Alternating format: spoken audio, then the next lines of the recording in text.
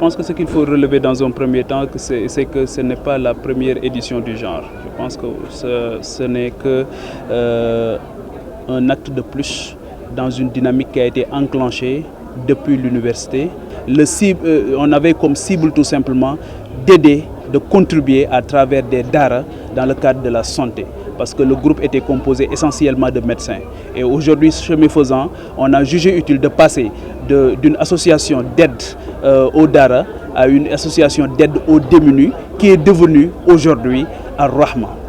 Ar-Rahma, qui aujourd'hui, l'action que vous avez vue ici est en droite ligne avec son appellation en arabe qui signifie tout simplement la miséricorde. Et lui-même, Serigne Mbacké Abdoulaye, incarne cette miséricorde divine aujourd'hui parce que permettant à des jeunes de rien du tout, des hommes et des femmes, de comprendre pourquoi ils sont là sur terre. Et il le fait aussi, lui, à travers les recommandations fortes de Cheikh Ahmadou Bamba Khadim Rassoul, à travers les recommandations du prophète Mohammed sallallahu alayhi wa sallam. Et occasion ne pouvait être mieux choisie que le Gamou pour réconcilier les humains avec l'essence même de leur présence sur terre. Et je pense que ça, c'est extrêmement important. Maintenant, on le fait dans un contexte qui est extrêmement difficile, dans un contexte où les autorités aujourd'hui veulent aller à l'émergence. Quand on parle d'émergence, on parle forcément de capital humain. Pour avoir un capital humain de qualité, il faut forcément que les gens puissent être en bonne santé. Et je pense que ça, c'est important et c'est notre ligne de conduite.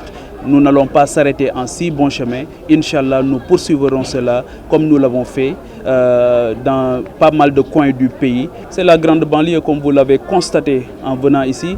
Même pour l'accès, Ar-Rahma a su déployer de gros moyens pour permettre aux patients, aux malades, aux gens qui voulaient se faire soigner de pouvoir accéder. Déjà, les infrastructures de base font défaut dans ces zones reculées du pays, mais aussi dans la grande banlieue dakaroise, qui est souvent le parent pauvre des politiques publiques. Mais nous, aujourd'hui, ce qu'on fait, c'est au-delà du constat d'être dans une dynamique de contribution, de co-construction. Raison pour laquelle nous avons choisi aujourd'hui cette partie de Dakar qui est assez melting pot. Et comme l'a dit Dr Bassirou Seye, il y a des gens qui sont venus de l'intérieur du pays pour se faire soigner. Donc pour dire qu'aujourd'hui, nous sommes à Médinatoul Mounawara, ici à Zac Mbao, mais c'est le Sénégal en miniature qui est là aujourd'hui.